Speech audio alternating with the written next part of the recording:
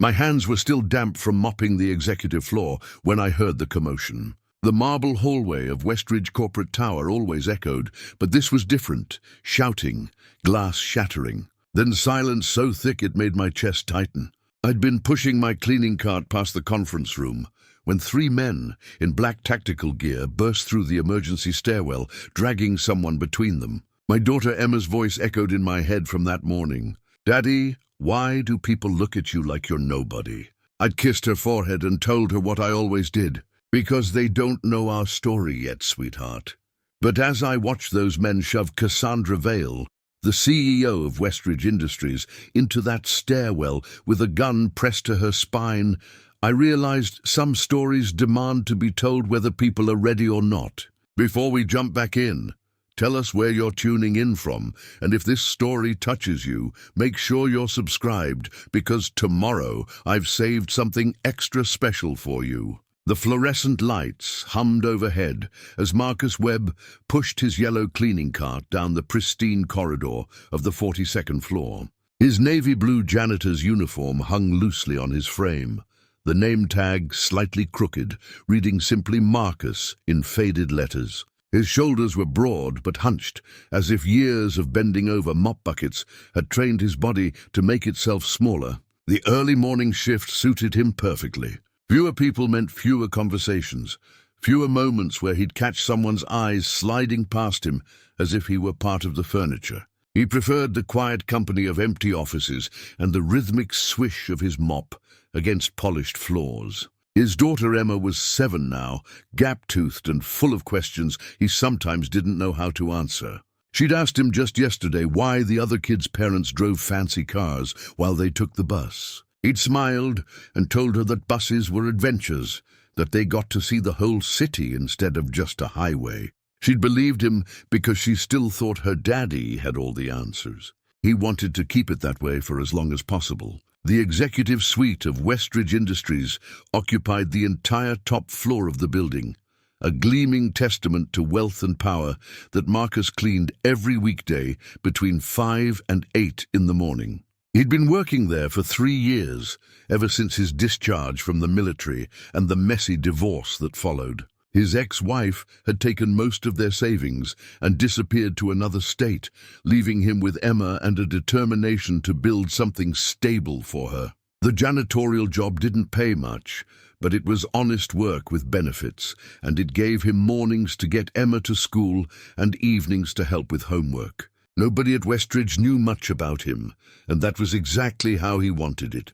He was just Marcus the janitor, invisible and unremarkable. The morning had started like any other.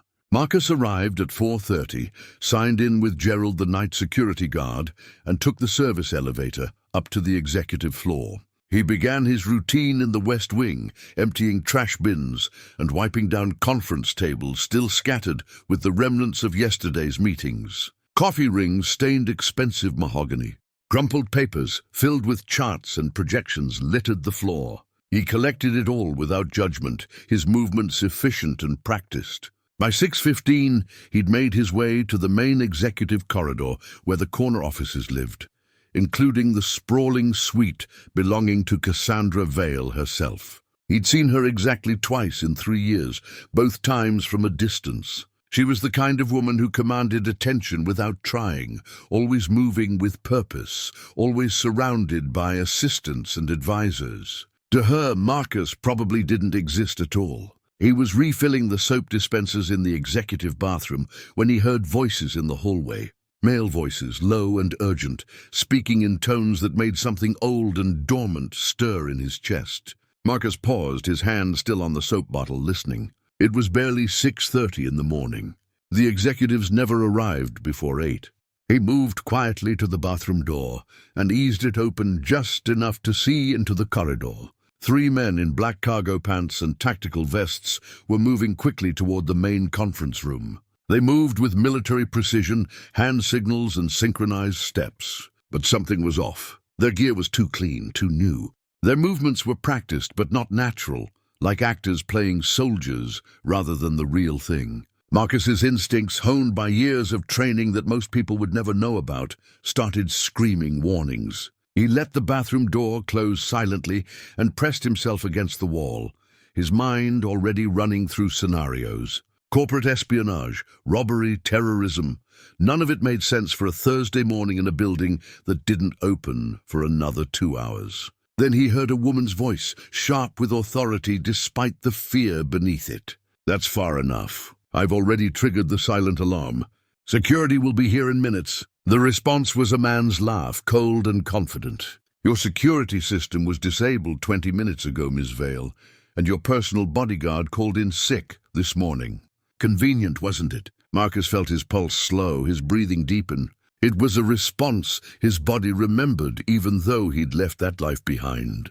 He moved to his cleaning cart and reached beneath the bottom shelf where he kept his personal items. His phone was there, already dialing 911 as he spoke in barely a whisper, giving the address and situation before ending the call. Police response time would be 8 to 12 minutes minimum.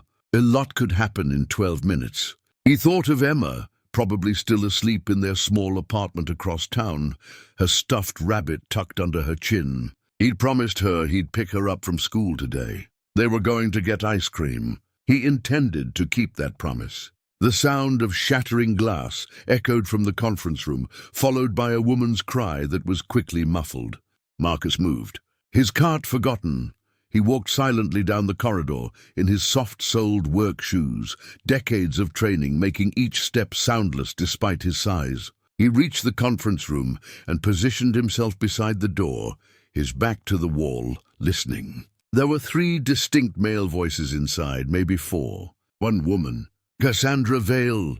The leader was speaking, his voice carrying the particular arrogance of someone who believed they'd already won. "We're going to walk out of here nice and quiet, Miss Vale.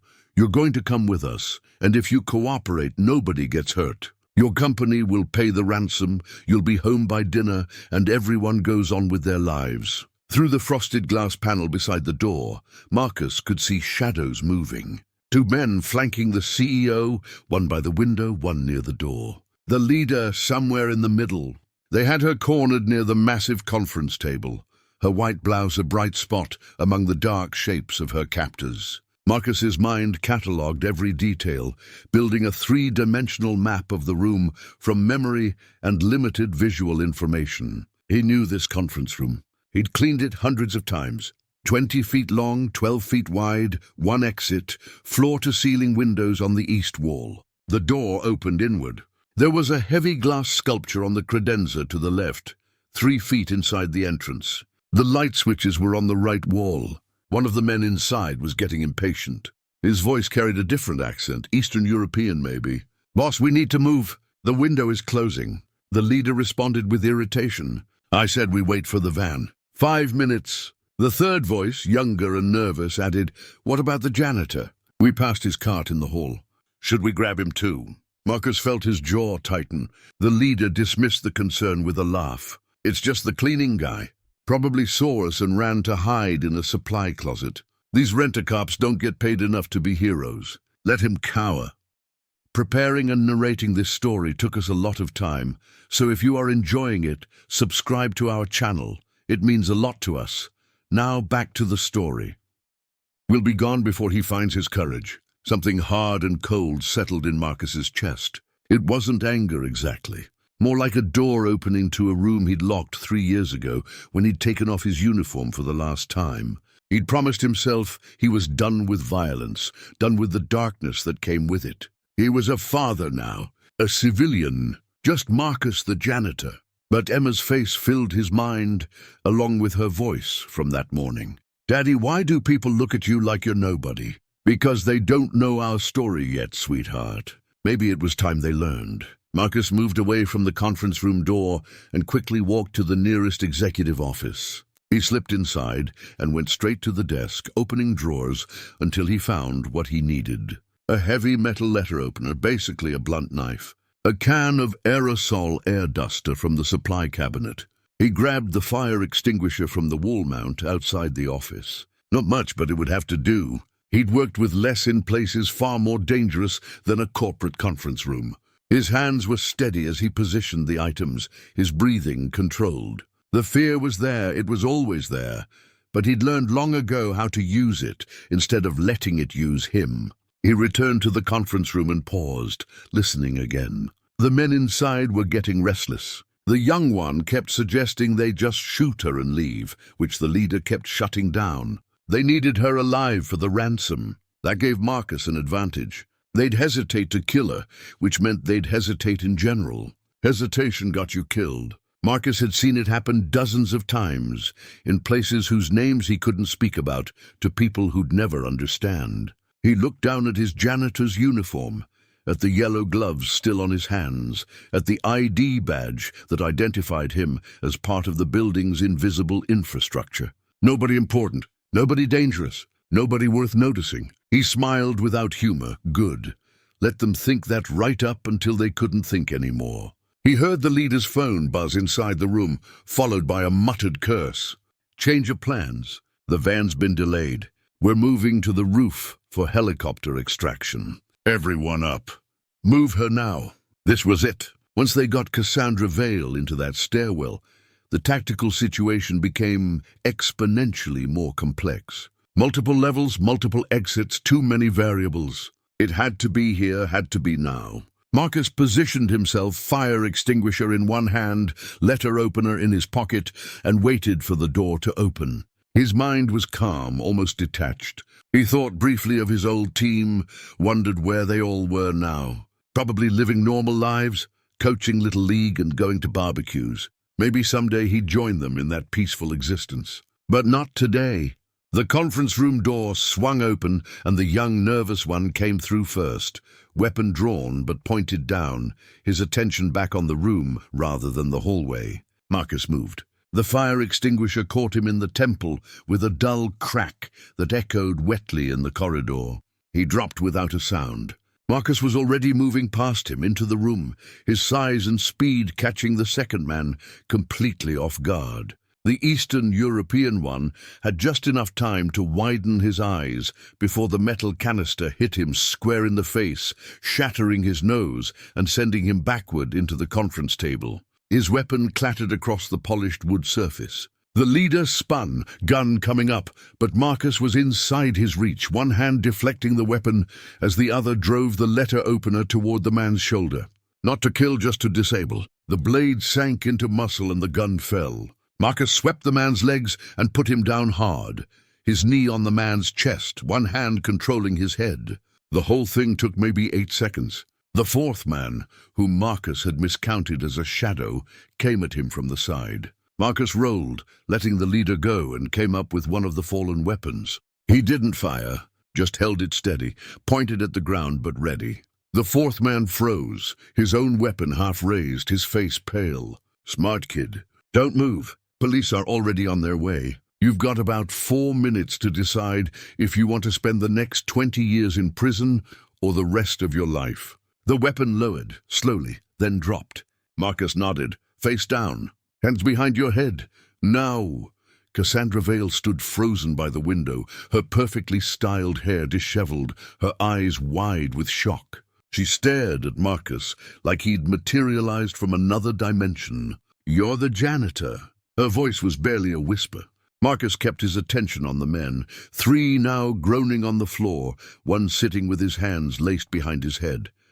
Yeah, I clean things up. Usually it's just coffee stains. He used the phone cord from the conference table to bind their hands, his movements quick and efficient. The leader was starting to stir, blood running from his shoulder, where the letter opener had found home. Marcus pulled it free, wiped it on the man's tactical vest, and tossed it onto the table. He checked each prisoner methodically, removing weapons, phones, anything they could use. By the time he finished, sirens were wailing in the distance, growing louder.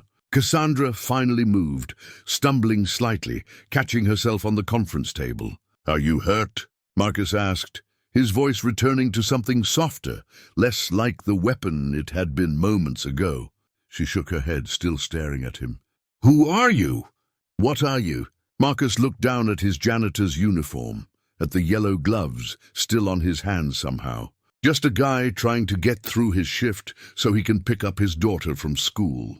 We're supposed to get ice cream today." The sound of boots in the hallway announced the arrival of SWAT, tactical police flooding into the building with weapons drawn. Marcus carefully placed the gun he'd been holding onto the conference table and raised his hands, stepping away from the prisoners.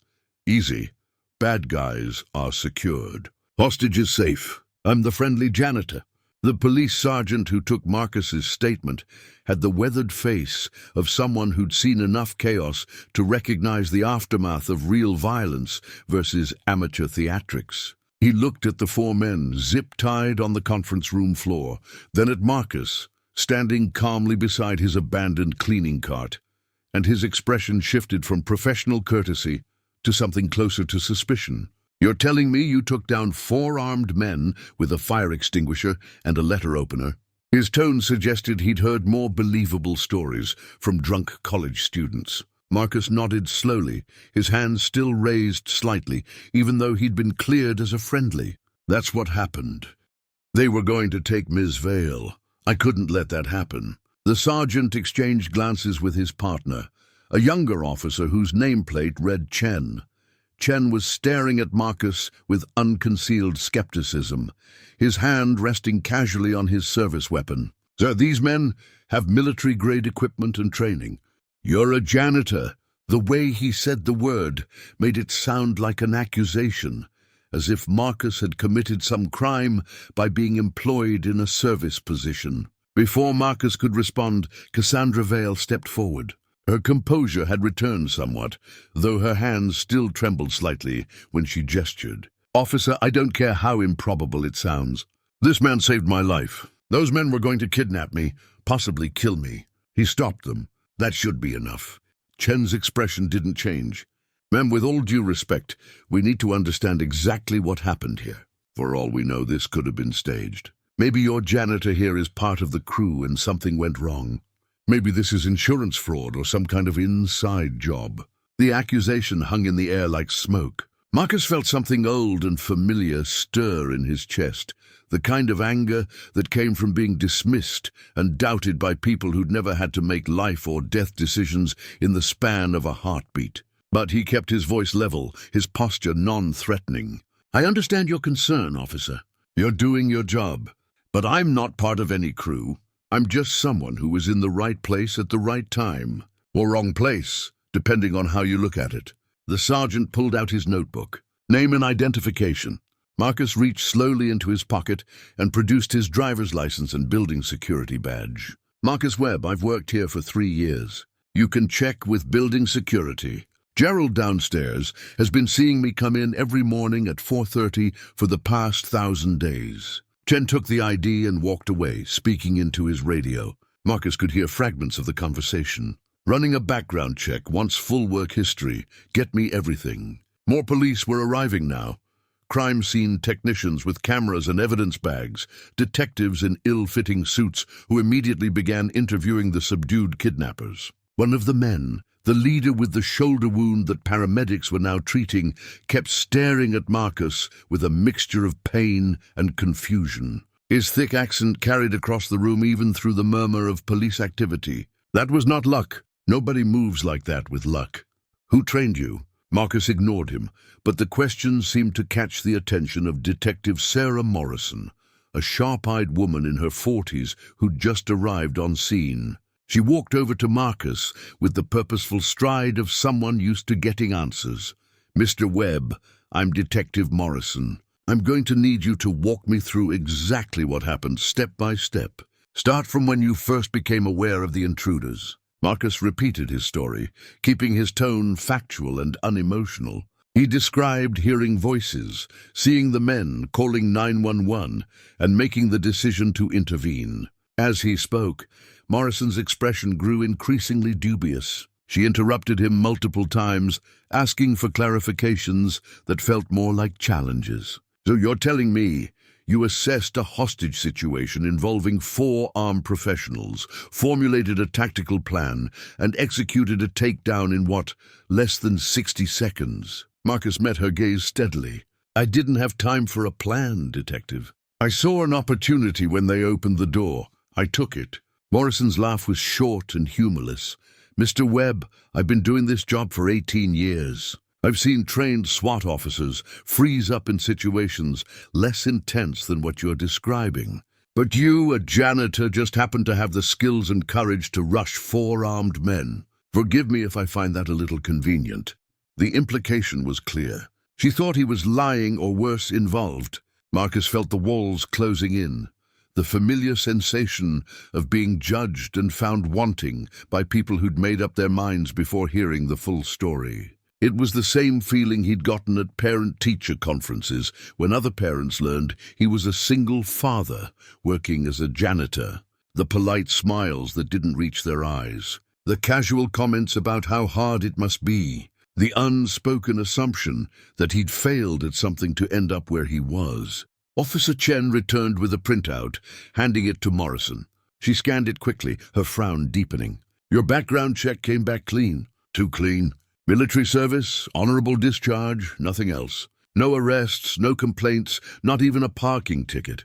For a man your age living in this city, that's unusual." Marcus said nothing. What he'd learned in his previous life was that silence often spoke louder than explanations. Morrison continued, her voice taking on an edge. "What branch of the military, Mr. Webb?" "Navy." Morrison's eyebrows rose. "Navy? And what did you do in the Navy?" "I was a sailor." "Doing what specifically?"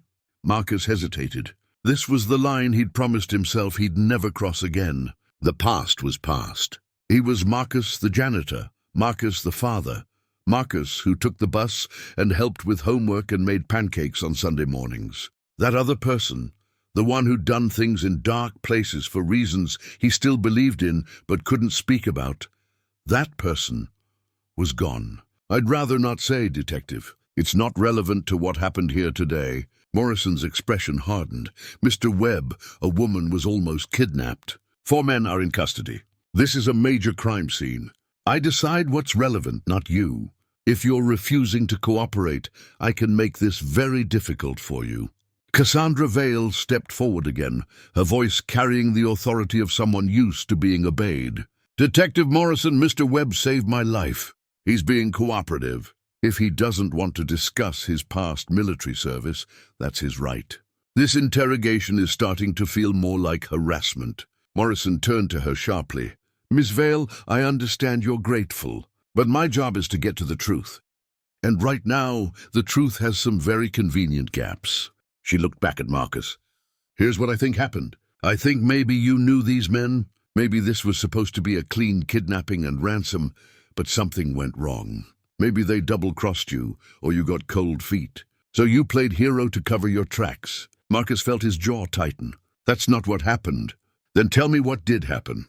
Tell me how a Navy janitor takes down 4 armed professionals without breaking a sweat."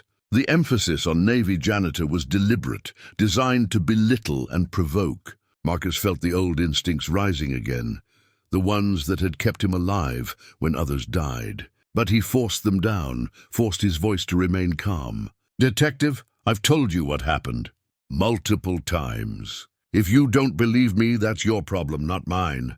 I did what I had to do to protect someone in danger. If that makes me suspicious in your eyes, then investigate me. Run whatever checks you need to run. But don't stand here and accuse me of crimes I didn't commit just because you can't understand how I could do what I did." The conference room had gone quiet. Other officers were watching now, some with curiosity, others with the same skepticism Morrison radiated. Chen spoke up from behind his superior. "Detective, the building security footage is being pulled now. That should show us exactly what happened." Morrison nodded curtly. "Yes, it will, and I'm very interested to see what it shows." She turned back to Marcus. "Until then, Mr. Webb, you're not to leave this building. Consider yourself detained for questioning." Marcus felt the weight of those words. He wasn't under arrest, not technically, but he wasn't free to go either. He thought of Emma, who would be waking up in about an hour. Their neighbor, Mrs. Chen, no relation to the officer, would get her ready for school and walk her to the bus stop. But Emma would ask where Daddy was. She always did when his routine changed. He'd promised her he'd be there to pick her up this afternoon. Ice cream. They were supposed to get ice cream. A commotion at the conference room entrance drew everyone's attention. A man in an expensive charcoal suit was pushing past the police cordon, his face red with urgency. Behind him came two more suits and a woman carrying a tablet. The lead man's voice boomed across the space. "Where is Cassandra? Is she hurt?" Cassandra straightened, smoothing her blouse. "I'm fine, Richard. Thanks to Mr. Webb." Richard Blackstone, Westridge Industries' chief operating officer, stopped short when he saw Marcus standing in his janitor's uniform. He looked Marcus up and down with barely concealed confusion. "The janitor? Cassandra saved you?" The disbelief in his voice was palpable, and it rippled through the gathered crowd. Several officers exchanged knowing looks. Even Cassandra seemed to realize how it sounded when spoken aloud by someone of Blackstone's stature. "Yes, Richard. Marcus stopped 4 armed men from kidnapping me. He risked his life." Blackstone's expression cycled through several emotions before settling on polite incredulity. "Well, how exactly did you manage that?" Marcus didn't answer. He was tired of explaining, tired of defending, tired of being treated like either a liar or a criminal for doing the right thing. One of the subdued kidnappers, the young nervous one who'd been first through the door, was being led past them toward the elevator. As he passed Marcus, he stopped despite the officer's grip on his arm. His face was swelling where the fire extinguisher had connected, turning purple and grotesque. He stared at Marcus with something that looked almost like respect. "You were military, special operations. I've seen moves like that before. You're not just some janitor."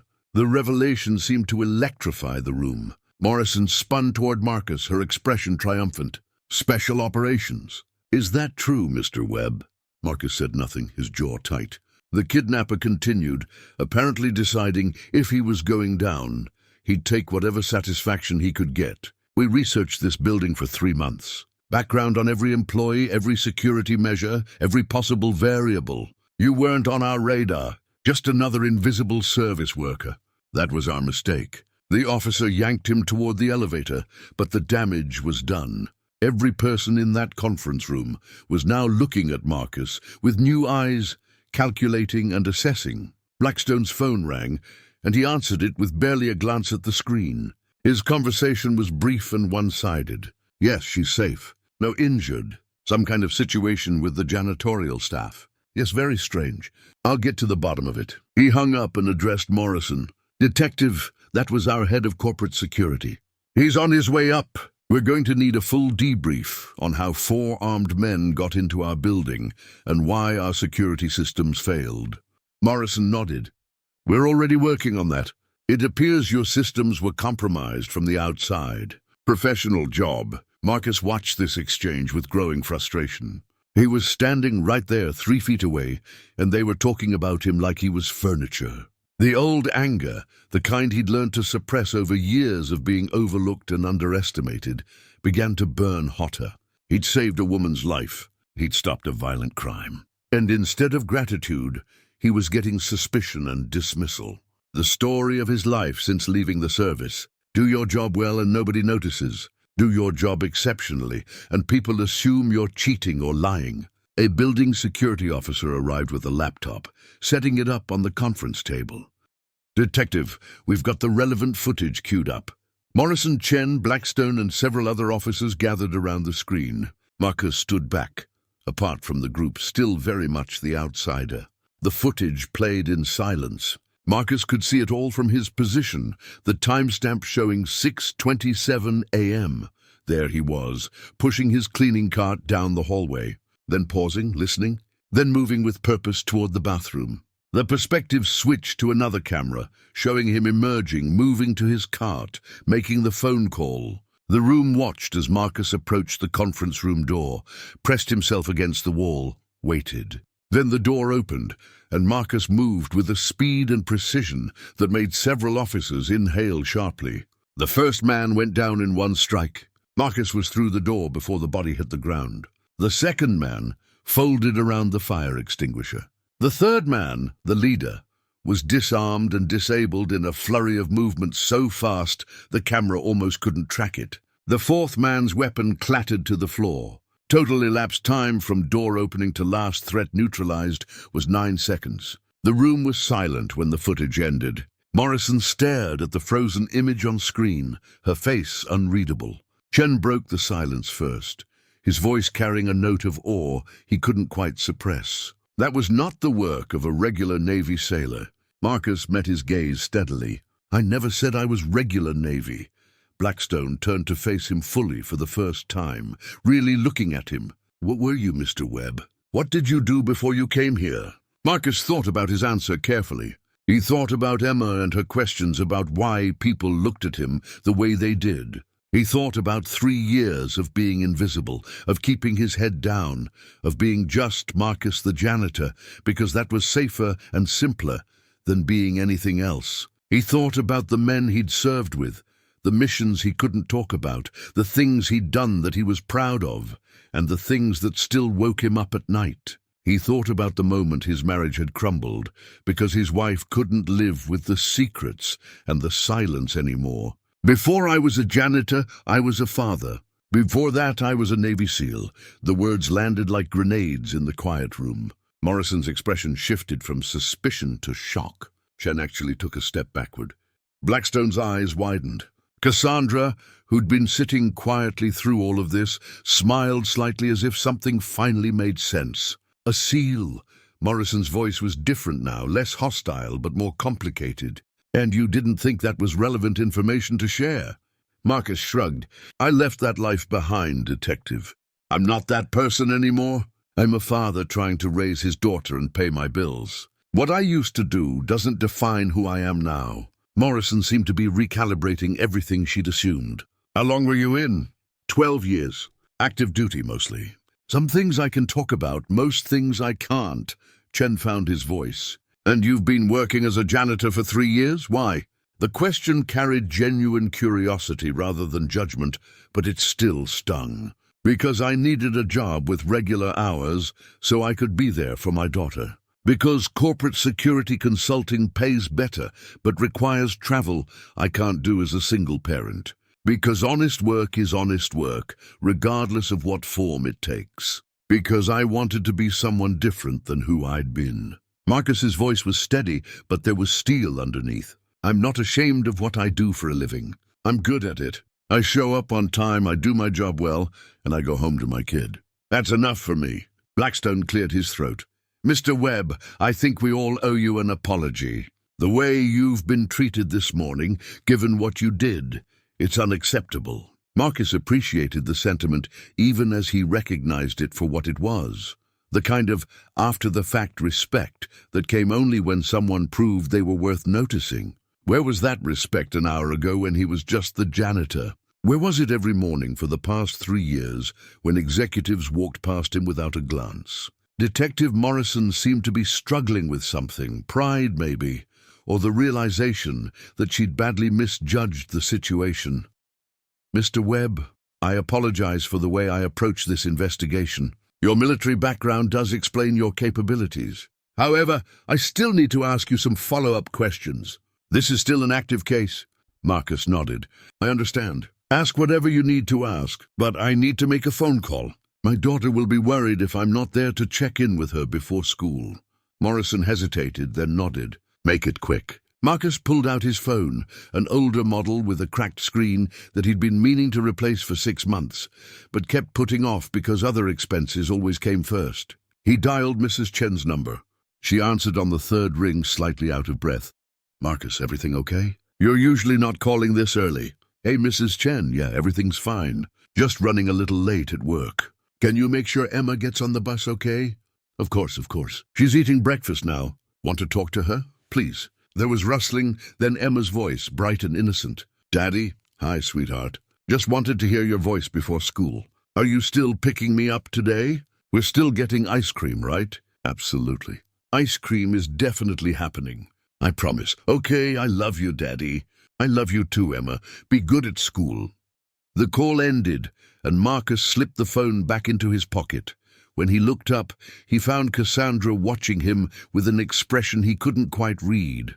Morrison resumed her questioning, but her tone had changed. She was thorough, but no longer accusatory. walking Marcus through his assessment of the situation, his decision-making process, his tactical approach. Other detectives joined in, asking technical questions about the kidnapper's equipment and behavior. Marcus answered what he could, careful not to reveal any classified tactics or procedures from his SEAL days. The line between helpful witness and security risk was thin, and he'd learned to walk it carefully. As the morning wore on, the conference room gradually emptied. The kidnappers were transported to holding cells. Crime scene techs finished their documentation. Cassandra was escorted to a private office to give her own statement. By 9 a.m., only Marcus, Morrison, Chen, and a couple of other officers remained. Morrison closed her notebook with a decisive snap. "Mr. Webb, you're free to go. We'll need you to come down to the station later this week to sign your formal statement. But for now, you're clear." Marcus nodded, feeling the exhaustion starting to creep in now that the adrenaline was fading. He walked back to his cleaning cart, still sitting in the hallway where he'd abandoned it hours earlier. The mop bucket was exactly where he'd left it. His spray bottles were lined up in their usual order.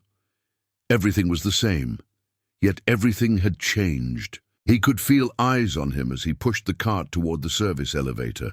Word had spread through the building. People were looking at him differently now, not through him, but at him. He wasn't sure which was worse. The elevator doors opened, and Richard Blackstone stepped out, flanked by two men Marcus recognized as building security supervisors. "Mr. Webb, a moment of your time."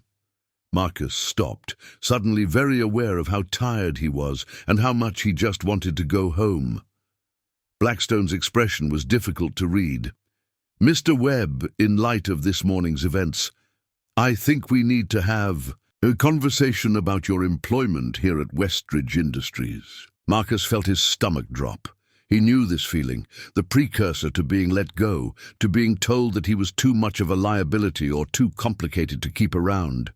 It had happened before when background checks revealed his military service, and employers got nervous about potential PTSD or violence. "However," Blackstone continued, "that conversation will have to wait. Right now, I need you to understand that what you did this morning, it saved not just Ms. Vale's life, but potentially the lives of everyone in this building. Those men were willing to kill to achieve their objective. You stopped them on behalf of Westridge Industries. Thank you." The words sounded sincere, but Marcus had learned to be wary of corporate gratitude. It often came with strings attached. "I was just doing what anyone would do." Blackstone shook his head. "No, Mr. Webb, what you did was extraordinary, and I suspect we've been taking you for granted for quite some time." One of the security supervisors, a gruff man named Patterson, whom Marcus had exchanged maybe 10 words with in 3 years, spoke up. "Webb, I've been reviewing the security footage from this morning. Your tactical assessment was flawless. Your execution was textbook. Where'd you serve?" "SEAL team." Marcus met his eyes and saw recognition there, the kind that only came from someone who'd been in the life. "3rd and 5th?" Patterson nodded slowly, understanding passing between them. "Respect. You've been cleaning our floors for 3 years, and nobody knew. That's on us." The acknowledgement should have felt good, but instead, Marcus just felt hollow. He'd been the same person yesterday that he was today. The only thing that had changed was what other people knew about him. His worth as a human being hadn't actually changed at all, but suddenly, people were treating him like he mattered. It was a lesson his daughter shouldn't have to learn, that your value in the world often depended on other people's perception rather than your actual character. But she would learn it eventually. Everyone did.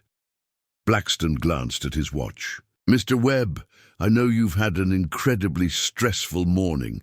Why don't you head home, get some rest? Take tomorrow off as well, paid.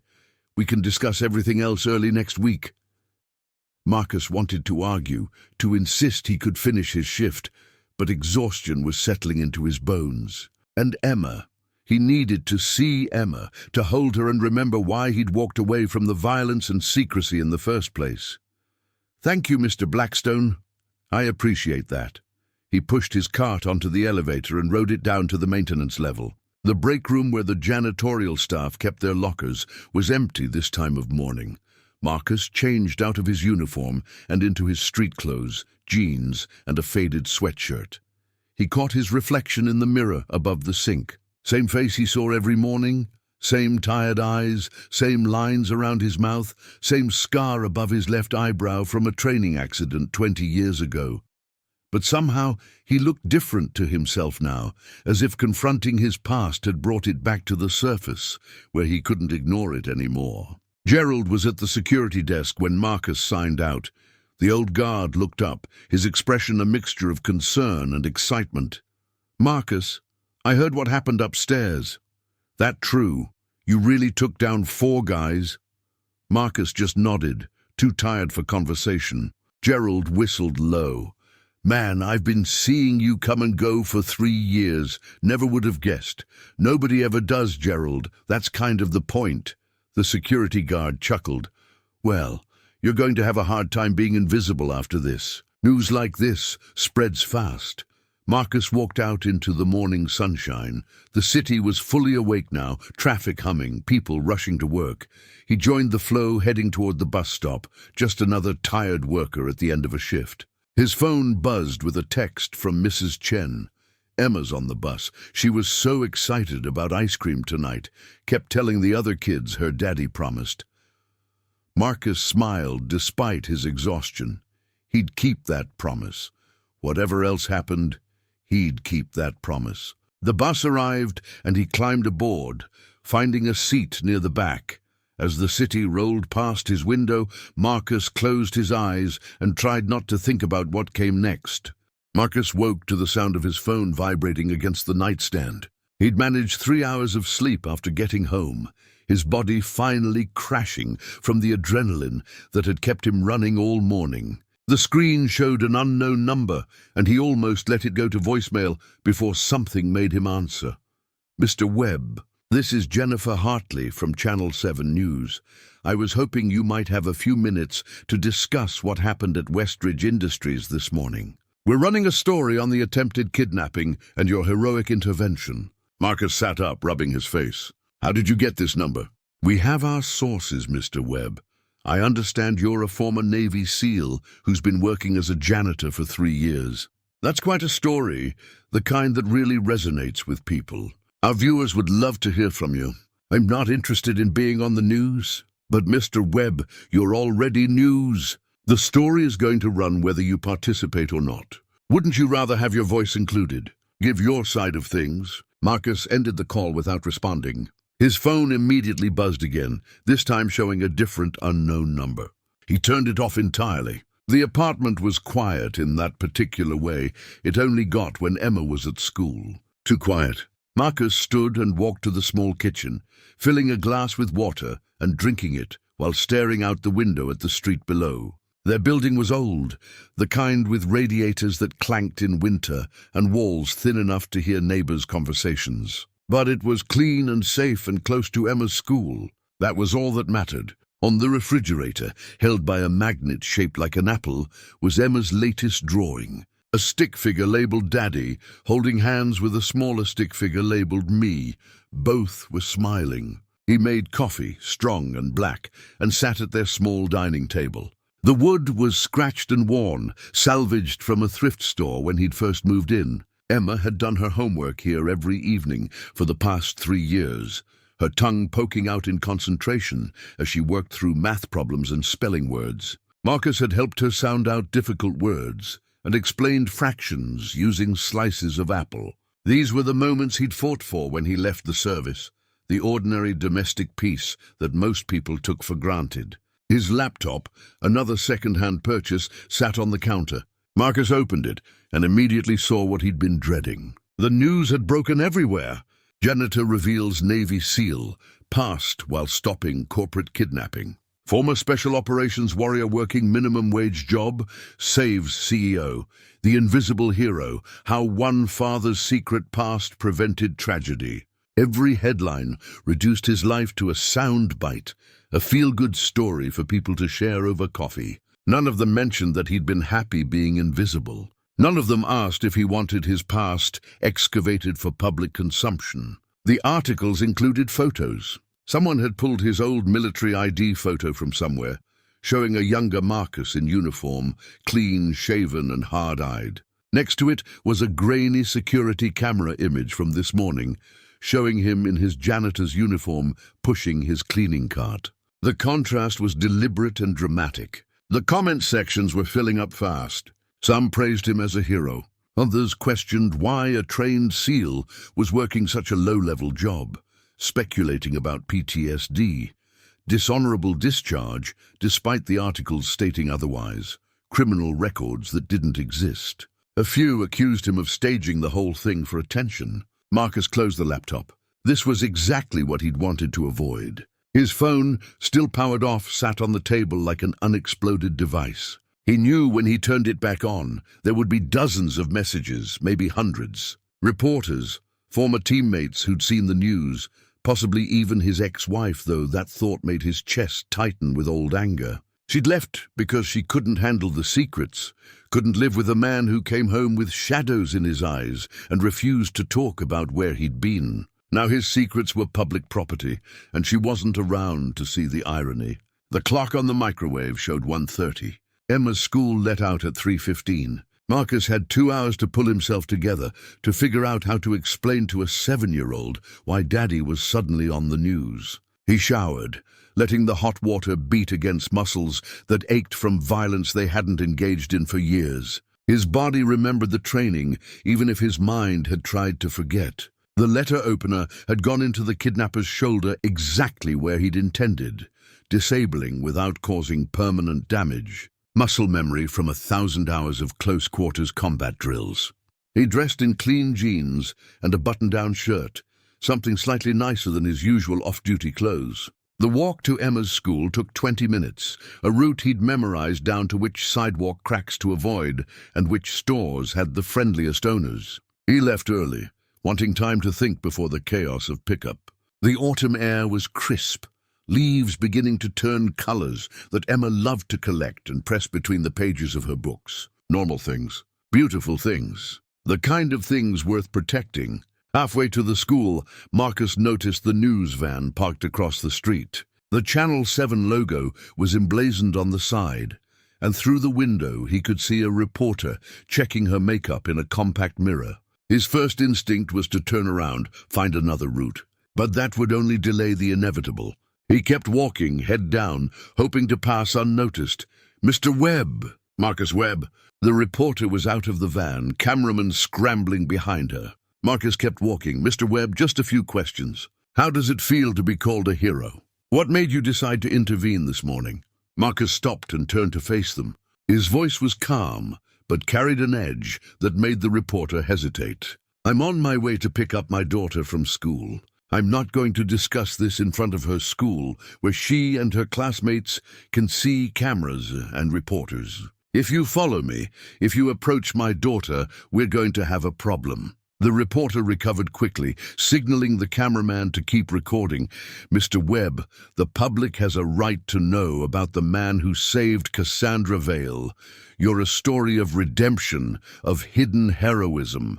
Don't you think people deserve to hear it?" Marcus stepped closer, dropping his voice so only she could hear. "What people deserve is to go about their lives without being turned into content. I'm not a story.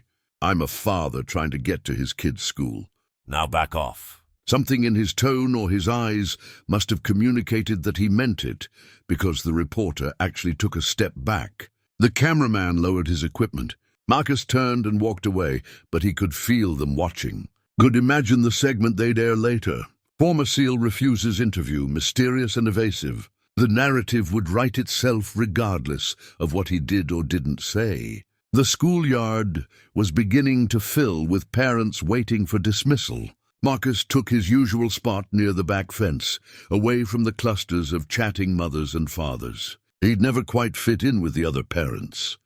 Most were younger, married, had normal jobs they could discuss without evasiveness. They organized playdates and birthday parties that Emma occasionally got invited to as an afterthought. Marcus had learned to accept the casual exclusion, understanding that single fathers who worked nights were harder to relate to than the norm. Today, though, several parents were staring. One mother he vaguely recognized from back-to-school night actually approached him, her expression a mixture of excitement and concern. "Excuse me, are you Emma's father?" Marcus nodded. "I just saw the news." "That was really you this morning." At the Westridge building, the attention was drawing others. Soon Marcus was surrounded by half a dozen parents, all asking questions, expressing amazement, some thanking him as if he'd saved their CEO. It was overwhelming and deeply uncomfortable. He answered briefly, trying to deflect, but they kept pushing. "What was it like? Were you scared? Is it true you used to be a Navy SEAL? Why are you working as a janitor?" That last question, asked by a father in an expensive business suit, hung in the air with implied judgment. Marcus met his eyes. "Because I needed a job with hours that let me raise my daughter. Because not everyone gets to work 9 to 5 in an office. Because honest work is honest work." The man had the grace to look embarrassed. "Of course, I didn't mean any offense. I just meant with your skills, you could probably do anything." Marcus thought about explaining that doing anything required childcare he couldn't afford, required travel he couldn't manage, required sacrifices he wasn't willing to make. But the bell rang, saving him from the conversation. Children poured out of the building in the controlled chaos of dismissal. Marcus spotted Emma immediately, her pink backpack bouncing as she ran. She hadn't seen him yet, was talking animatedly with another girl from her class. For a moment, Marcus just watched her. This perfect small person he'd helped create, who depended on him for everything, who thought he hung the moon. She was still innocent enough to believe her daddy could fix anything. How long before the world taught her otherwise? How long before she realized that being a hero for 5 minutes didn't erase being invisible for 3 years? Emma saw him and her face lit up with pure joy. "Daddy!" She ran, and he caught her, lifting her in a hug that squeezed out the stress and fear and exhaustion of the morning. "Hey, sweetheart, how was school?" "Good. We had art today, and I made a painting of our apartment. Mrs. Rodriguez said it was very creative." "That's wonderful. I can't wait to see it." As he set her down, Emma noticed the other parents still hovering nearby, still watching. "Daddy, why is everyone looking at us?" Marcus took her hand and started walking toward the gate. "Just ignore them, Em. Let's go get that ice cream I promised." They made it half a block before Emma spoke again. "Daddy, some kids at school said you were on TV. They said you beat up bad guys. Is that true?" Marcus felt his chest tighten. He'd hoped for more time before having this conversation. "Sort of. Something happened at work this morning. I helped someone who needed help. That's all." Emma processed this with the seriousness she applied to all new information. "Were the bad guys trying to hurt someone?" "Yes, and you stopped them." "I did." Emma squeezed his hand tighter. "That's good. You're like a superhero." Marcus had to smile despite everything. "Not a superhero, kiddo. Just a dad who did what needed doing." They reached their usual ice cream shop, a small family-owned place with outdoor seating and flavors that changed weekly. The owner, Mrs. Martinez, greeted them with her usual warm smile that faltered slightly when she recognized Marcus from the news. She didn't say anything, though, just took their order. Chocolate chip for Emma, coffee for Marcus. They sat at their regular table, the one with the wobbly leg that Marcus had learned to stabilize with a folded napkin. Emma attacked her ice cream with focused determination, chocolate already smearing her cheek. Marcus watched her and felt the weight of the morning finally settling fully onto his shoulders. He'd kept his past buried for 3 years, had built a new identity as just Marcus, just Dad, just the quiet guy who cleaned floors and helped with homework. One moment of violence, justified and necessary, had torn that identity apart. Now everyone knew what he'd been. The question was who he would be going forward. Could he go back to being invisible? Did he even want to? "Your ice cream's melting, Daddy." Emma's observation brought him back to the present. He took a bite, tasting nothing. Emma was watching him with concern beyond her years. "Are you sad?" "A little tired, sweetheart." It was a long morning. Emma nodded sagely. "Mrs. Chen said you had to work extra today." That's why you called. She let me have chocolate cereal for breakfast, even though you say it's too sugary. I won't tell if you won't, Emma giggled. The sound like light breaking through clouds. Deal!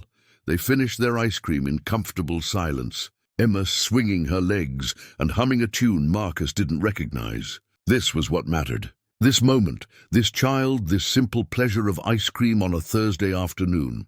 Everything else, the news coverage, the questions, the sudden unwanted attention, it would fade eventually. People's memories were short. Some other story would replace his. Life would return to normal or some version of it. Marcus wanted to believe that, needed to believe it. On the walk home, Emma chatted about school, about her friends, about the book they were reading in class. Marcus listened and responded, but part of his mind was already anticipating what waited at their apartment. More phone calls probably, maybe reporters in the lobby. He'd have to talk to their building super about security, about keeping strangers away from their door. The thought exhausted him. He'd left the service partly to escape the constant vigilance, the always watching your back mentality. Now it was back by necessity.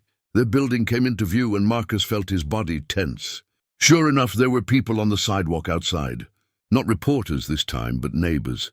People he'd lived near for 3 years, without much interaction beyond polite nods. They turned as Marcus and Emma approached, and the questions started immediately. Is it true? Did you really save that woman? Why didn't you tell anyone you were military? The attention made Emma shrink against his side, confused by the sudden interest. Marcus kept walking, guiding Emma around the growing crowd. Excuse us, we need to get inside. One neighbor, Tom from 4B, stepped directly into their path. And you've been holding out on us. A SEAL? That's incredible. You could probably get a way better job with that background. Why are you still cleaning offices? The question, asked without any awareness of its rudeness, finally broke through Marcus's patience. Because I choose to. Because it lets me be here for my daughter. Because my past doesn't define my present. Now, if you'll excuse us, he moved past Tom, Emma's hand tight in his, and into the building lobby. Mrs. Chen was waiting by the mailboxes, her expression worried. Marcus, there have been people calling the building all afternoon, reporters, some woman from a talk show. The super is very upset. Marcus felt guilt add itself to the exhaustion. I'm sorry, Mrs. Chen, I'll talk to him. Make sure this gets handled.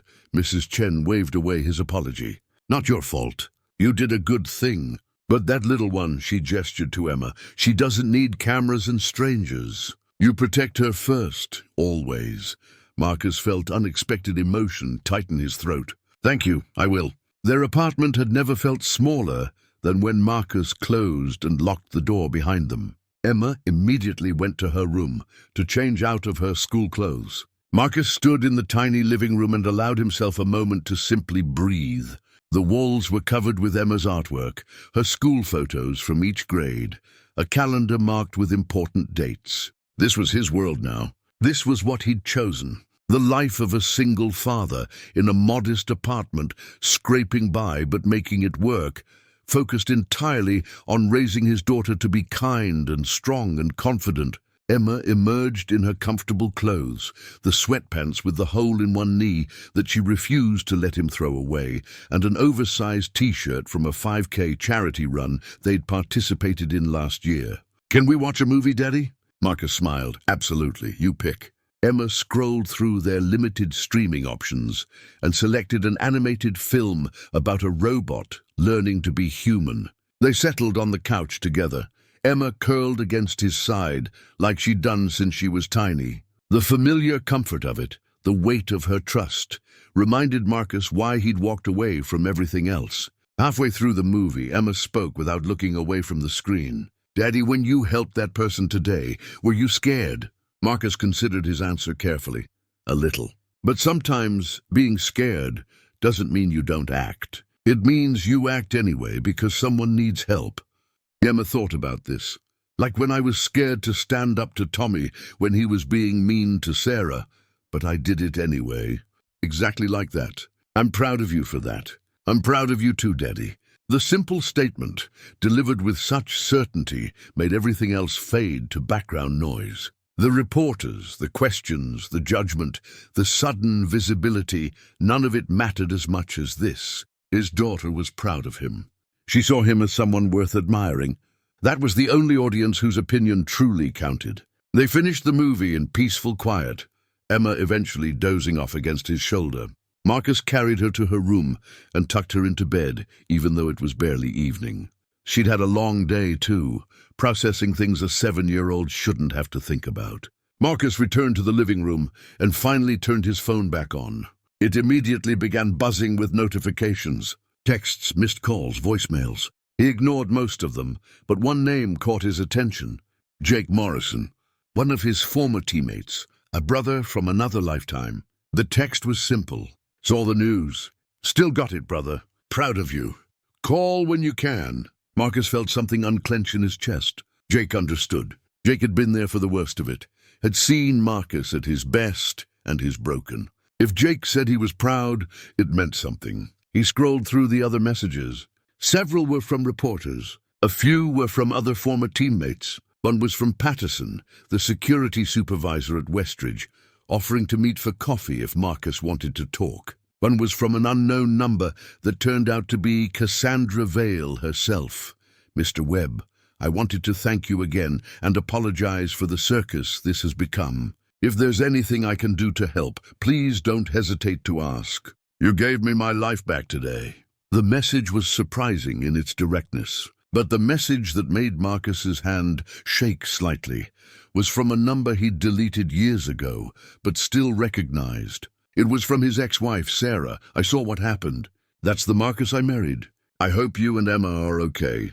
The presumption in those words, the casual insertion of herself back into their lives after 3 years of silence, sparked anger Marcus thought he'd moved past. She'd left when things got hard, when his nightmares and silence became too much for her. She'd chosen her comfort over their family, and now she wanted to reach out because he'd done something newsworthy. Marcus deleted the message without responding. Sarah had made her choice. He and Emma had built a life without her, a good life despite its challenges. They didn't need her pride or her concern now. He moved to the window and looked out at the city lights beginning to twinkle as dusk settled. Somewhere out there, Cassandra Vale was probably in her mansion or penthouse, surrounded by security, grateful to be alive. The 4 men who'd tried to kidnap her were in jail cells, facing serious charges. The news cycle was churning, turning Marcus into today's inspiring story before moving on to tomorrow's tragedy or scandal. But here, in this modest apartment with thin walls and creaky floors, Marcus was just Dad. He was the person who made breakfast and checked homework and remembered to buy milk. He was the one who kissed scraped knees and explained why the sky was blue and promised ice cream after hard days. That person, that identity, was more real and important than Navy SEAL had ever been. The violence and skill that had defined him for 12 years were just tools he'd used. The love and patience and commitment he showed Emma every day, that was who he actually was. His laptop was still open on the counter. Marcus closed all the news tabs without reading more of the articles. Let them say what they wanted. Let them speculate and analyze and judge. He knew his truth. He'd done what needed doing, both this morning and for the past 3 years. He'd protected someone in danger, and he'd raised his daughter with everything he had. Both actions came from the same place, the same core belief that some things were worth fighting for, worth sacrificing for, worth being present for. The apartment was quiet except for the ambient sounds of the city and Emma's soft breathing from her room. Marcus made himself a simple dinner, pasta with sauce from a jar, eating at the small table while reading one of Emma's library books so he could discuss it with her. This was his evening routine, his normal life, the one he'd returned to after the noise died down. He could already feel himself retreating back into invisibility, pulling the cloak of anonymity around himself like a shield. It was safer there, simpler, better for Emma. But as he washed his dinner dishes, Marcus caught his reflection in the window over the sink. He looked tired, older than his 42 years. The grey in his hair had spread further than he'd noticed. Lines marked his face, earned through worry and hard work, rather than combat stress. He looked like what he was, a working-class single father doing his best. But behind his eyes, if you knew what to look for, you could see the other person. The one who'd done harder things in darker places. The one who'd emerged this morning when someone needed him. That person wasn't gone, Marcus realized. Just dormant, waiting. He'd thought leaving the service meant leaving that part of himself behind entirely, but today had shown him the truth. You didn't stop being what you'd been trained to be. You just chose when and how to use it. For 3 years, he'd chosen to use his discipline and focus on being a good father. This morning, he'd chosen to use his combat skills to save a life. Both were valid. Both were him. The trick was keeping them in balance, making sure the violence never overshadowed the gentleness that Emma needed. His phone buzzed again. This time it was Richard Blackstone. "Mr. Webb, I know you're resting, but I wanted to let you know that we're arranging additional security for you and your daughter. Given the media attention, we want to ensure your safety. Also, Ms. Vale would like to meet with you when you're ready. No pressure, just when you feel up to it." The message was thoughtful, showing care Marcus hadn't expected. He texted back a simple thank you and appreciation for the security consideration. The evening stretched toward night. Marcus checked on Emma, found her sleeping peacefully, her stuffed rabbit clutched tight. He straightened her blanket and kissed her forehead, a ritual he'd performed every night of her life. In sleep, she looked even younger than 7, vulnerable in a way that made his protective instincts surge. This was what mattered. Keeping her safe, keeping her happy, keeping her innocent as long as possible. Everything else was just noise. Marcus prepared for bed, knowing sleep would be elusive. His body was exhausted, but his mind was racing, replaying the morning's events, analyzing his decisions, considering alternatives. It was an old habit from after-action reviews, looking for mistakes and lessons. He'd done everything right today, he knew that. But right action still had consequences, ripples that spread outward, touching everything. His anonymity was gone. His past was public. The careful separation he'd maintained between who he'd been and who he was now had collapsed. He'd have to figure out how to live with that, how to rebuild some version of normal for Emma's sake. As he lay in bed, staring at the ceiling, Marcus thought about the question he'd been asked repeatedly throughout the day. Why was a former Navy SEAL working as a janitor? The question implied something was wrong with that choice, that he'd somehow failed by not leveraging his skills into something more prestigious or lucrative. But they didn't understand. They couldn't understand. Prestige didn't tuck Emma into bed at night. Money couldn't replace presence. A fancy job title meant nothing compared to being there when your daughter needed you. He'd made his choice 3 years ago, to prioritize being a father over being anything else, to accept a modest life in exchange for being present, to trade recognition and respect for the simple joy of watching Emma grow. It was a choice he'd make again without hesitation. Today had tested that choice, had briefly pulled him back into the world of action and violence. But it had also confirmed what he already knew. He was stronger than people assumed, more capable than they realized, and absolutely committed to the life he'd built, regardless of what anyone else thought about it. Sleep finally came, restless and broken by old dreams, mixing with new images. But when morning arrived and Emma padded into his room asking for pancakes, Marcus rose to meet the day with the same quiet determination he brought to everything. He was Marcus Webb, father to Emma, janitor at Westridge Industries, and apparently, despite his best efforts, a temporary hero. He'd handle all of it the way he handled everything. One day at a time, one challenge at a time, always with Emma first. Monday morning arrived with unexpected weight. Marcus had spent the weekend in relative peace, keeping Emma entertained with trips to the park and movie marathons at home, avoiding the outside world as much as possible. But work couldn't be postponed indefinitely, and he'd received a message from Blackstone requesting his presence at Westridge for a meeting at 9. The tone had been polite but formal, the kind that suggested this wasn't optional. Marcus dropped Emma at school, enduring more stares from parents who now recognized him, and took the bus downtown with a sense of foreboding he couldn't shake.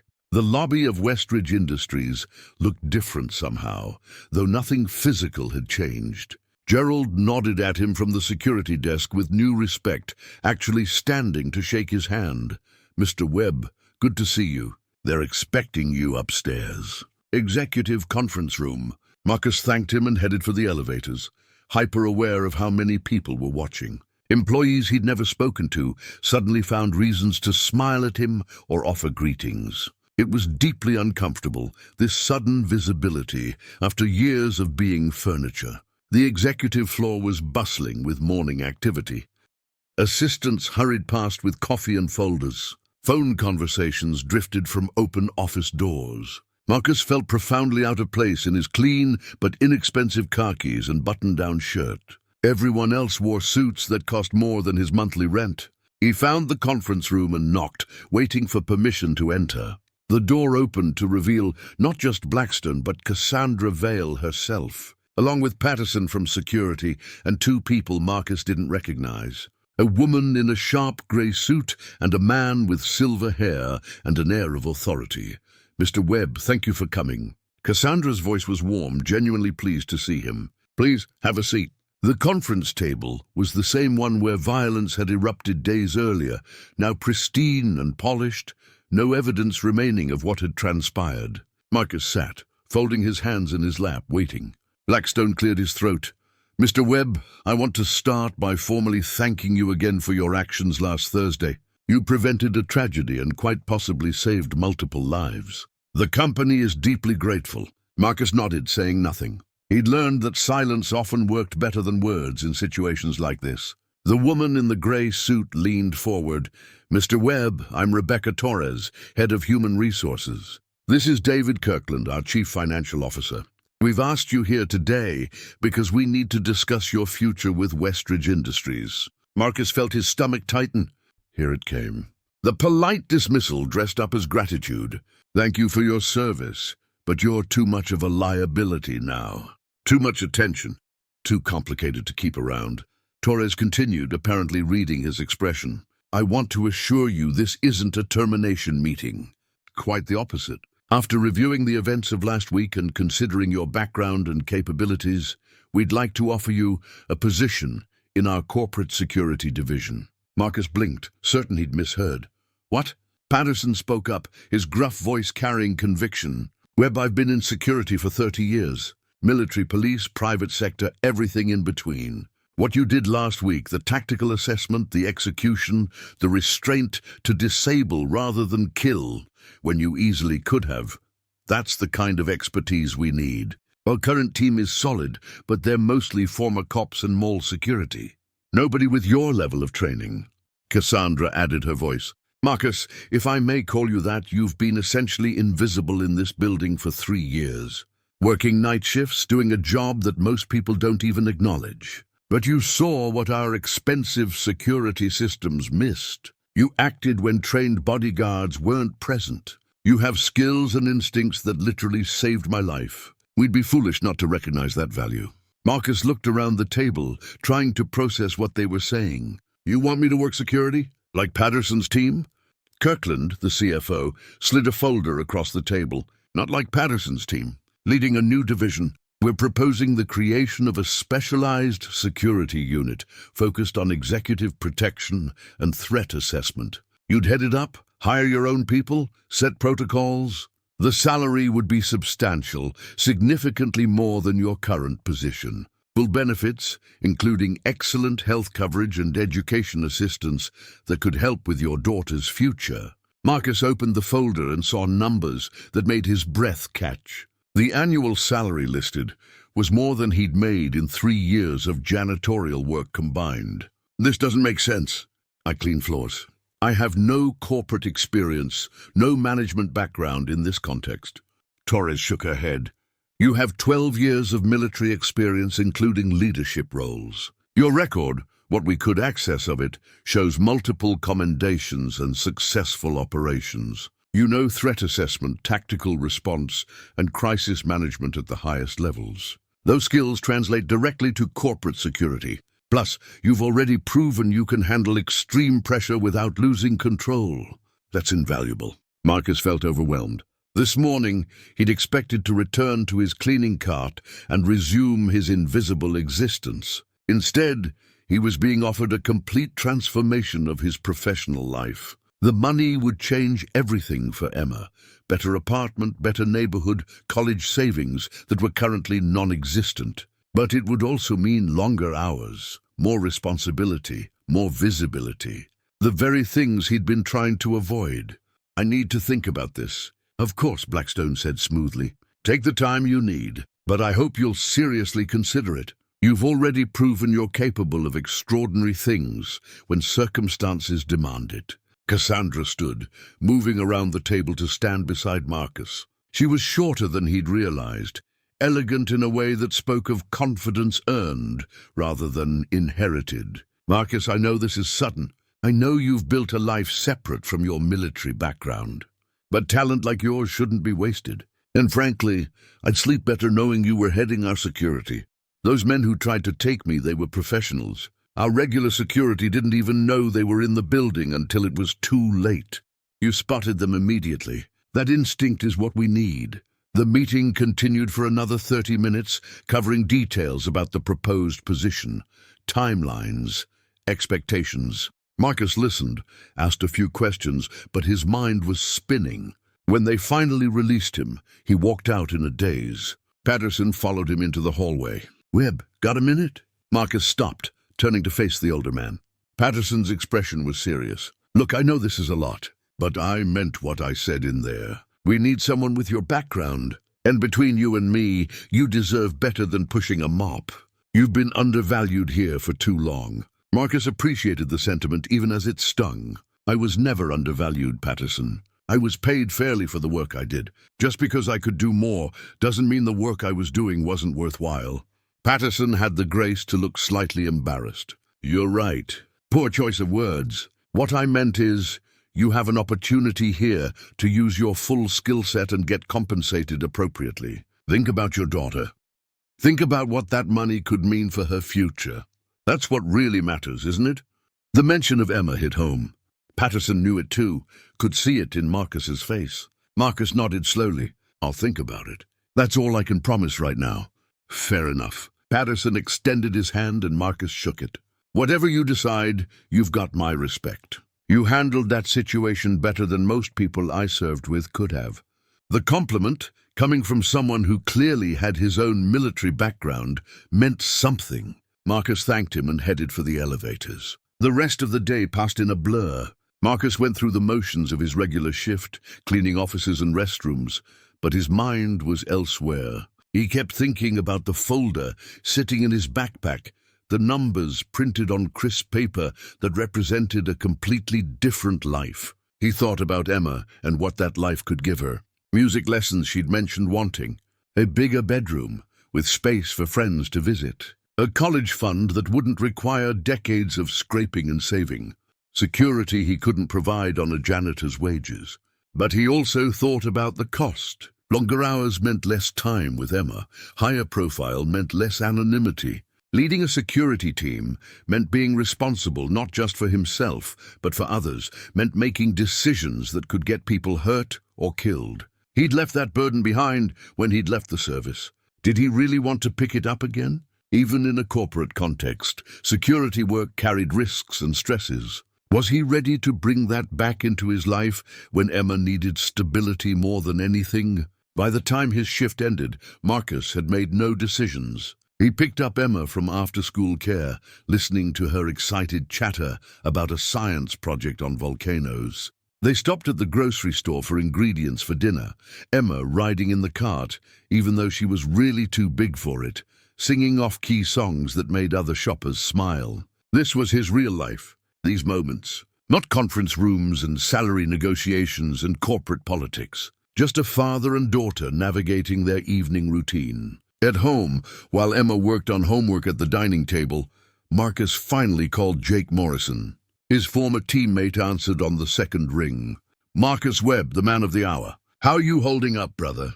Jake's voice was steady and familiar, a connection to the person Marcus had been before he became just dad. "I'm okay. Dealing with some unexpected complications." Jake laughed. "I bet. You're all over the news, man. My mom sent me like 6 articles asking if I knew you. I told her we served together, but didn't mention the details. She's convinced you're Captain America now. Marcus smiled despite himself. Yeah, the attention has been interesting. Listen, I need some advice. He explained the job offer, the salary, the opportunity. Jake listened without interrupting, a skill learned from years of receiving briefings. When Marcus finished, Jake was quiet for a moment. That's a hell of an offer, Mark. Life-changing money. What's holding you back? Marcus glanced at Emma, bent over her math homework, pencil clutched in concentration. I left the service to be present for my kid. This job, it would mean less time with her. More stress. Different kind of risk, but still risk. Jake sighed. I get it. But Mark, you can't protect her from the world by keeping yourself small. Yeah, you'll work more hours, but you'll also give her opportunities she doesn't have now. Better schools, better neighborhood, better everything. Sometimes being a good father means providing, not just being present. The words stung because they echoed Marcus's own thoughts. I know, I just don't want to lose what we have now. What do you have now? Jake's question was gentle but pointed. You have stability, which is good, but you're also barely scraping by. One emergency and you're in serious trouble. This job gives you breathing room.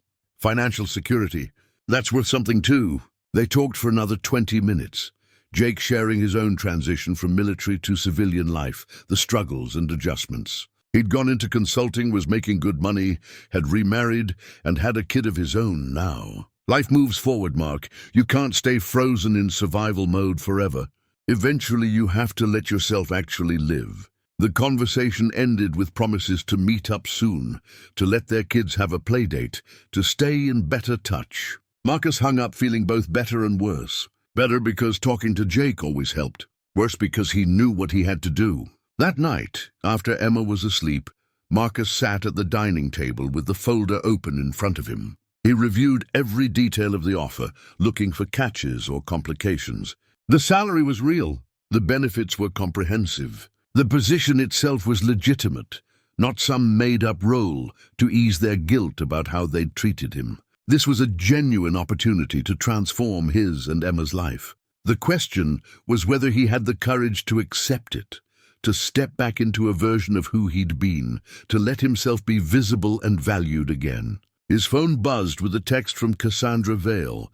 I hope I'm not overstepping, but I wanted you to know that your daughter is welcome at any Westridge Company events. We have a family day every summer, holiday parties, things like that. If you join the team, you'd both be part of our community. It was a small thing, the kind of thoughtful gesture that probably came naturally to her, but it touched something in Marcus. The promise that Emma wouldn't be excluded, that she'd have opportunities to be part of something larger. She'd spent too much of her young life on the outside looking in because her father was just the janitor. Marcus opened his laptop and drafted an email to Blackstone and Torres. After careful consideration, I would like to accept your offer. I understand the responsibilities involved and am prepared to meet them. However, I have one condition. My daughter's schedule comes first. I will work whatever hours are needed, but I need flexibility for school events, emergencies, and daily pickup when possible. If that's acceptable, I'm ready to start whenever you need me. He read it 3 times before hitting send, his finger hovering over the button as doubt crept in one final time. Then he thought about Emma's question from days ago. Daddy, why do people look at you like you're nobody? He'd told her they didn't know their story yet. Maybe it was time to write a new chapter of that story, one where her father wasn't invisible or dismissed, one where his skills and experience were valued and compensated fairly, one where she could be proud of what he did without having to explain or defend it. Marcus hit send before he could second-guess himself further. The email disappeared into the digital void, carrying with it his acceptance of a future he hadn't planned for, but perhaps needed. The response came within minutes. Blackstone must have been waiting for it. Mr. Webb, we're thrilled to have you join the team. Your condition is completely acceptable and understandable. Family comes first, always. Let's plan to meet Wednesday morning to discuss your start date and begin the transition process. Welcome to the Westridge executive team. Marcus read the message twice, letting the reality sink in. He was no longer Marcus Webb, janitor. He was now Marcus Webb, head of executive security. Same person, different title, different future. He closed the laptop and walked to Emma's room, standing in her doorway watching her sleep. The stuffed rabbit was tucked under her chin as always. Her homework, completed and checked by Marcus, sat ready for tomorrow in her backpack. Everything about her space spoke of care and attention, of a father who showed up every single day. That wouldn't change. The job would change. The income would change. Their address would eventually change. But his commitment to her, his presence in her life, that was non-negotiable. If the job ever threatened that, he'd walk away without hesitation. But for now, he chose to believe he could do both. Be the father Emma needed and the professional Westridge required. Use his skills to provide better opportunities while maintaining the relationship that mattered most. It was a balance other people managed. Single parents worked demanding jobs all the time. He could figure it out. He had to figure it out, because standing still wasn't really an option anymore. The moment he'd intervened to save Cassandra Vale, he'd set changes in motion that couldn't be reversed. He could either resist those changes and struggle, or accept them and adapt. Marcus had always been good at adapting. Wednesday's meeting was extensive and detailed. Torres walked him through benefits packages and insurance options. Blackstone outlined expectations and reporting structures. Patterson introduced him to the existing security team, professional men and women who sized Marcus up with varying degrees of skepticism and respect. The former SEAL thing impressed some and intimidated others. Marcus would have to prove himself all over again, earn their trust and cooperation. It was familiar territory, building a team from scratch, and he found himself falling into leadership patterns he thought he'd left behind. The transition was set for 2 weeks out. Time for Marcus to finish his current responsibilities and for HR to process his new employment contract. Time for him to find childcare solutions for the longer hours. Time to prepare Emma for the changes coming. That night, he sat her down for a serious conversation. "Sweetheart, Daddy's job is going to change. I'm not going to be a janitor anymore. I'm going to be helping keep people safe at the building." Emma processed this with her usual seriousness. "Like a security guard, sort of. I'll be in charge of the security guards, making sure everyone does their job well. Will you still pick me up from school?" Marcus smiled. "As often as I can. Maybe not every single day like now, but I'll do my best. And the good news is we'll have more money, which means we can do more fun things together. Maybe even move to a bigger apartment eventually." Emma's eyes widened. "With my own room, I could close the door." She shared a room with Marcus now, their small apartment only having 1 bedroom. Privacy was a luxury they couldn't afford. Marcus nodded. "Yeah, your own room. Maybe even big enough for sleepovers with friends." Emma threw her arms around his neck, squeezing tight. "That sounds good, Daddy. I'm proud of you." The simple statement, so similar to what she'd said before, reinforced Marcus's decision. This was the right move. Scary and uncertain, but right. He was giving his daughter opportunities she deserved, using skills he possessed to create a better life for both of them. The past week had proven he was still capable of extraordinary things when needed. Now he just had to prove he could sustain it, could balance the demands of his new role with the demands of fatherhood. It wouldn't be easy, but nothing worthwhile ever was. And if he'd learned anything from his years as a SEAL and his years as a single father, it was that he was stronger than most challenges thrown his way. This would be no different. 3 months later, Marcus stood in the lobby of Westridge Industries, wearing a tailored suit that still felt foreign against his skin. His office was on the 42nd floor now, down the hall from where he used to empty trash cans. The irony wasn't lost on him. Emma had laughed the first time she'd seen him dressed for work, declaring that he looked like a movie spy. The comparison wasn't entirely wrong. His new role had him analyzing threats, coordinating protective details, and implementing security protocols that would have seemed like science fiction during his janitorial days. The transformation hadn't been seamless. Some of the existing security staff resented taking orders from the former janitor. Corporate politics were more exhausting than any military operation he'd endured. But Marcus approached it the same way he'd approached everything else in his life, with quiet determination and consistent competence. He let his work speak for itself. Within 6 weeks, even the skeptics had to admit the improvements were significant. Response times were faster. Threat assessments were more thorough. The entire security apparatus ran with a precision it had lacked before. Gerald still greeted him every morning at the security desk, but now it was with easy familiarity rather than surprise. Marcus made a point of knowing every member of his team by name, understanding their strengths and challenges. He remembered what it felt like to be invisible, to be part of the infrastructure people took for granted. He refused to treat anyone that way. The janitorial staff still nodded at him in the halls, and he always nodded back, sometimes stopping to chat. He knew their names too, knew their struggles. He'd lived them.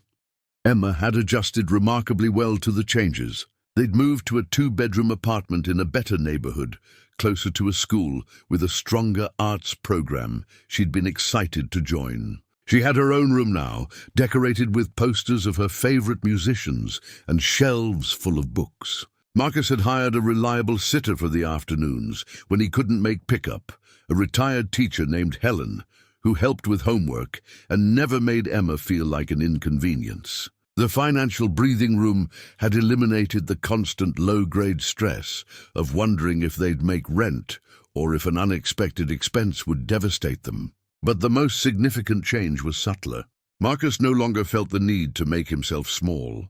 For 3 years, he'd hunched his shoulders, kept his head down, made himself forgettable. Now he stood straight, made eye contact, spoke with authority when needed.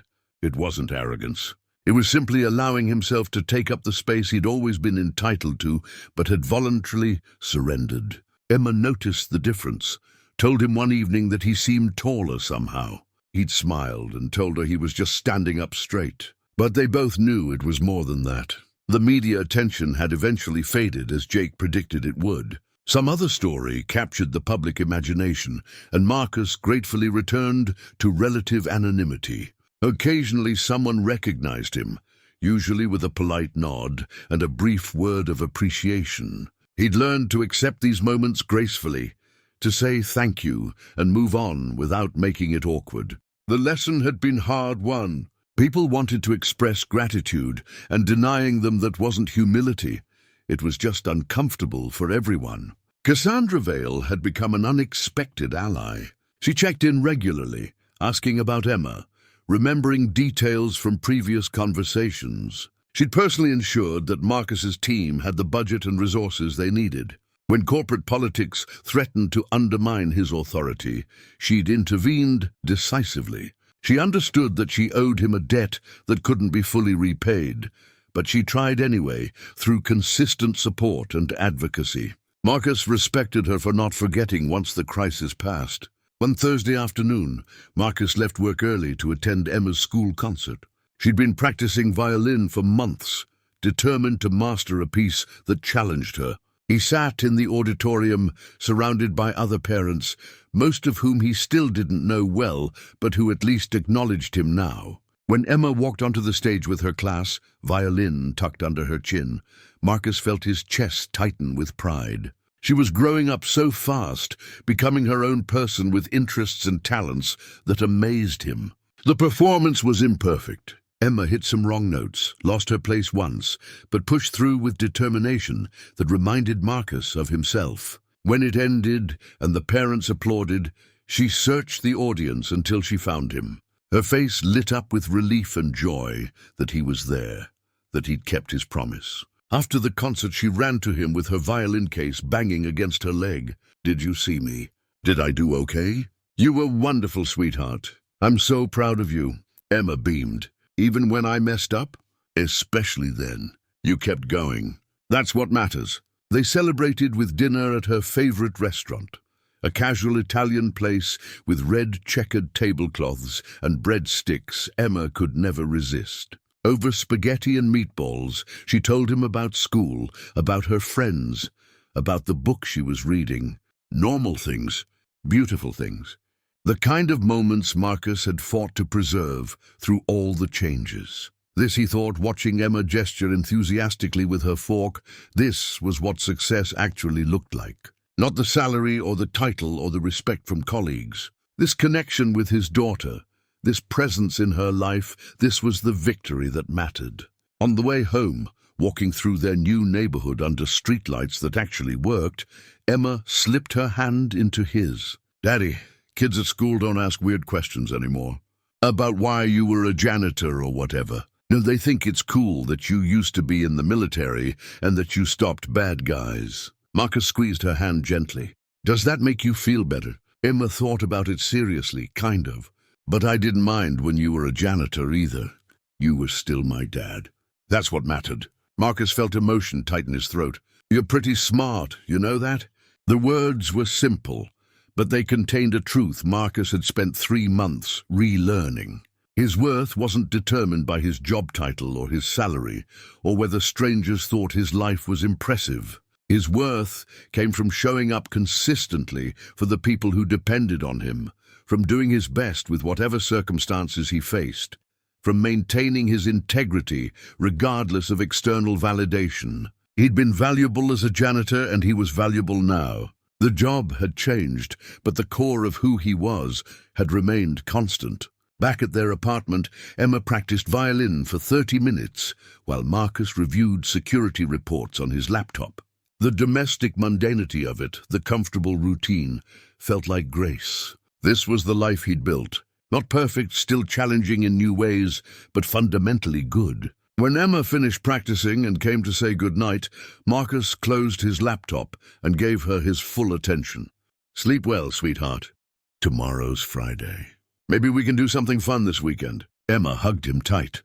"Can we go to the park? The one with the big swings?" "Absolutely. It's a date." After Emma was asleep, Marcus stood at his window looking out at the city lights. He thought about the morning 3 months ago when everything had changed. The choice to intervene instead of hiding. The choice to accept help instead of remaining stubbornly independent. The choice to believe he deserved better than what he'd been settling for. Those choices had led him here, to this moment, to this life that was measurably better than what he'd had before, but built on the same foundation of love and commitment to his daughter.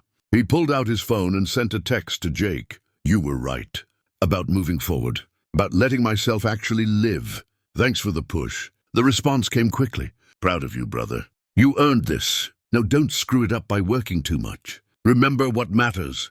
Marcus smiled. "Already on it. Emma comes first. Always has, always will." He meant it. The job was good, the money was helpful, the respect was validating. But none of it meant anything compared to being the father Emma deserved. That was the lesson he'd learned, not just in the past 3 months, but over the past 3 years of invisible labor and sacrifice. The world measured success in dollars and status and recognition. Marcus had learned to measure it in moments. In Emma's laugh when he said something silly, in her concentration when she practiced violin, in her trust that he would always be there when she needed him. These were the metrics that actually mattered, the scoreboard that counted. By those standards, he'd been successful as a janitor, and he was successful now. The external circumstances had changed, but the internal commitment had not. Friday morning arrived with sunshine and the promise of weekend adventures. Marcus dressed for work, kissed Emma goodbye as Helen arrived to help with morning routine, and headed to Westridge. His team had a briefing at 9, a routine check-in on current protocols and potential concerns. Patterson had fully embraced Marcus's leadership, serving as an effective second-in-command who understood both the military precision Marcus brought and the corporate diplomacy required. They made a good team, complementing each other's strengths. The briefing went smoothly. Afterward, Cassandra stopped by his office. "Marcus, do you have a minute?" "Of course. What can I do for you?" She sat across from his desk, her expression thoughtful. "I wanted to tell you something. The 4 men who tried to kidnap me, their trial concluded yesterday. All 4 convicted on multiple charges. They'll be in prison for a very long time." Marcus nodded. "That's good news. Justice served." Cassandra smiled slightly. "Yes, but what struck me during the trial was the testimony about you. How you assessed the situation, made a split-second decision to act, executed flawlessly. The prosecutor called you a perfect example of civilian heroism. Marcus felt uncomfortable with the praise. I just did what needed doing. That's my point, Cassandra said. You saw what needed doing and you did it. No hesitation, no consideration of personal cost. That's rare. And I wanted you to know that what you did that morning, it didn't just save my life. It reminded me what real courage looks like. Not the boardroom kind where the risks are financial. The kind where you put yourself in actual danger for someone else's benefit. Thank you for that reminder. You're welcome, though I hope I never have to do it again. Cassandra laughed. That makes two of us. She stood to leave, then paused. How's Emma? Settling into the new school, okay? She's doing great. Started violin lessons, made some new friends. We're going to the park this weekend. That sounds perfect. Cassandra's smile was genuine. You know, Marcus, when I first saw you that morning, I saw a janitor in a worn uniform. I made assumptions based on appearance. I'm not proud of that. But you taught me an important lesson about looking deeper, about recognizing that everyone has a story, that worth isn't determined by job title or clothing. I'm grateful for that lesson too. After she left, Marcus sat quietly for a moment, processing her words. He'd taught her a lesson, but she'd taught him one too. That transformation was possible, that second chances existed, that the world could surprise you if you let it. He'd entered Westridge 3 years ago, broken from divorce and transition, seeking only stability and anonymity. He was leaving that version of himself behind, not because it had been wrong, but because he'd outgrown it. Growth meant embracing new challenges while holding on to core values. It meant being willing to be seen while remaining true to who you were. The weekend arrived, and Marcus kept his promise. Saturday at the park with Emma, pushing her on swings that still seemed too high, catching her at the bottom of slides she insisted she was brave enough to try. Sunday was lazy, pancakes for breakfast and a movie marathon on the couch. Normal family time that was precious, exactly because it was normal. This was the life Marcus had fought for, in ways both obvious and subtle. The obvious fight 3 months ago against armed men. The subtle fight every day for 3 years to maintain his dignity and connection with Emma, despite circumstances that tried to diminish both. Monday morning meant returning to work, to responsibilities and challenges and the ongoing effort to build something meaningful. But Marcus faced it with quiet confidence, born from knowing exactly who he was and what mattered to him. He was a father first, everything else second. He was a man who'd made mistakes and learned from them. He was someone who'd been underestimated and had proven the underestimators wrong, not through anger or resentment, but through consistent excellence. He was Marcus Webb, formerly invisible, now visible by choice rather than circumstance. The lesson he carried forward was simple but profound. Your past doesn't have to define your future, but it can inform it. Skills can lie dormant but never truly disappear. Worth is inherent, not assigned by others. And the most important job anyone can have is being present for the people who love them. Marcus had been important once as a Navy SEAL. He'd been important as a janitor, though few recognized it. He was important now as head of security. But none of those titles mattered as much as the one Emma gave him every single day when she called him Daddy. That was the identity that transcended all others, the role that gave meaning to everything else. As Marcus settled into his office to start another week, his phone buzzed with a text from Emma, sent from Helen's phone during breakfast. "Love you, Daddy. Have a good day at work."